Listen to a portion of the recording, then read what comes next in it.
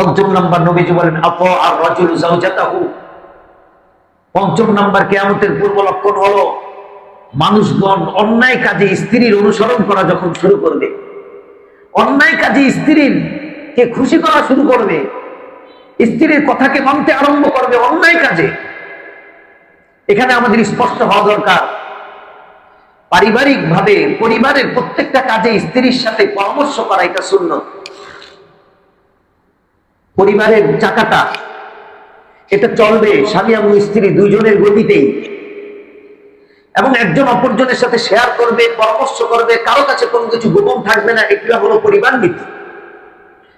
যেমন হুদাইবিয়ার সন্ধি যখন হলো, আল্লাহ নবী সাল্লাল্লাহু আলাইহি ওয়াসাল্লাম সাহাবীদেরকে নিয়ে রওনা দিলেন, প্রতিমধ্যে কাফেররা বাধা দিল, এবছর আপনি উমরা করতে যেতে পারবেন না, পরবর্তী বছর আসতে হবে, পরবর্তী বছর আসলেও 3 দিন থাকতে পারবেন, এরকম নানা শর্ত দিল 10-12টা। আল্লাহ নবী সাল্লাল্লাহু আলাইহি ওয়াসাল্লাম সবগুলো শর্ত মেনে নিলেন।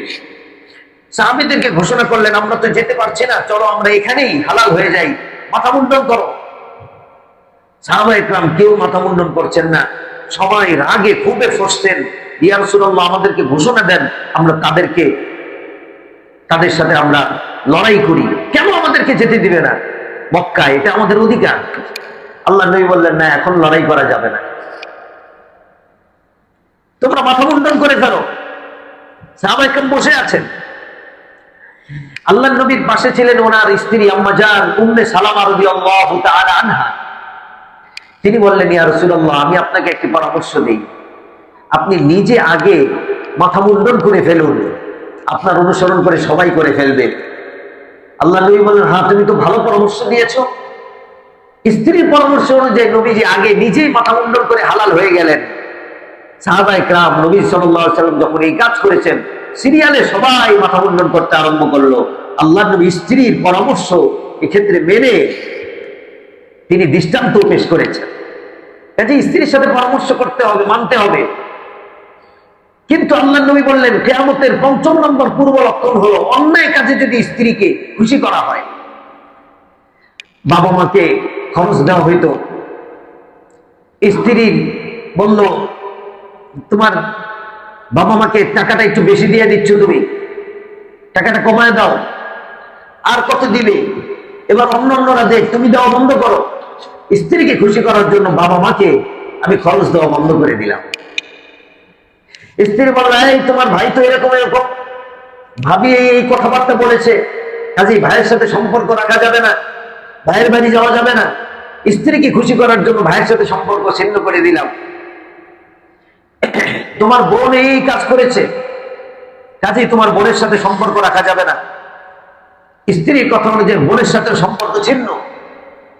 স্ত্রী বলল, দেখো অমুকের গাড়ি হয়েছে, 15 বছর হয়ে গেছে, বাড়িও হয়ে গেছে, গাড়িও হয়ে গেছে, আবার কয়েকটা অ্যাসেটের মালিক, তুমি কিছুই করতে পারলা না, যোগ্যতা নাই, কিছু নাই, যেভাবেই হোক এগুলা আমার লাগবেই। স্ত্রীর চাপে লোকটা সুদ খাওয়া আরম্ভ করলো, ঘুষের দিকে চলে গেল, অবৈধ পন্থায় চলে গেল, ফাইল ঠেকিয়ে মানুষের কাছ থেকে টাকা নেওয়া আরম্ভ করলো স্ত্রীকে খুশি করার জন্য। এটাই নবী করিম সাল্লাল্লাহু আলাইহি ওয়াসাল্লাম বললেন, 5ম নাম্বার, যদি অন্যায় কাজে স্ত্রীর অনুসরণ করতে থাকে মানুষ, বুঝবে এটা কিয়ামতের পূর্ব লক্ষণ। স্ত্রীকে ভালোবাসা দোষের নয়, স্ত্রীর সাথে পরামর্শ করা দোষের নয়, কিন্তু যদি এটা শরীয়ত গর্হিত কোনো কাজে হয়ে যায়, তখন কোনো কম্প্রোমাইজ হবে না। শরীয়ত গর্হিত কোনো কাজে কারো অনুসরণ জায়েজ নেই, পিতামাতার অনুসরণও জায়েজ নেই। পিতামাতা যদি শরীয়ত বিবর্জিত কোনো কাজের হুকুম দেয়। সাদ ইবনে আবি ওয়াক্কাস রাদিয়াল্লাহু তাআলা একজন সাহাবী, উনি ইসলাম ধর্ম গ্রহণ করলেন।